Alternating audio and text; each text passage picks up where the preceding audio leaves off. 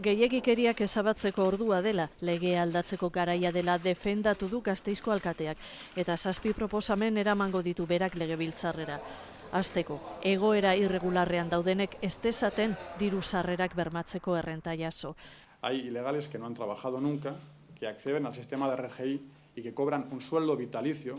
Sekula lan egin ez duten legez kanpokoak daude diru laguntza horietatik bizitzen, esan du Marotok. Ez dute lan kontraturik izenpetu nahi eta bizitza osoan kotizatu dutene baino gehiago jasotzen dute. Diru laguntza eskuratzeko 10 urteko errolda eskatuko luke Marotok, noizbait kotizatu izana eta ondarearen inguruko baldintzak ezabatzea esaterako. Hortutxo bat duen gizonari ukatu egiten zaizkio laguntzak. Y la siguiente persona, que a lo mejor no habla ni castellano, entrega la carpeta y tienen la ayuda. Y a veces es de por vida. Claro, eta gazteleraz ere ez dakienari eman, jarri du adibide Gasteizko alkateak. Magrebtarren inguruan esan zituenak fiskaltzan dauden arren damurik ez du erakutsi Javier Marotok, esanak berretzi ditu.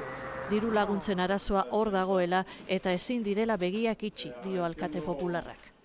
Todo trasladado, vosotros, otros compañeros de vuestros medios de comunicación.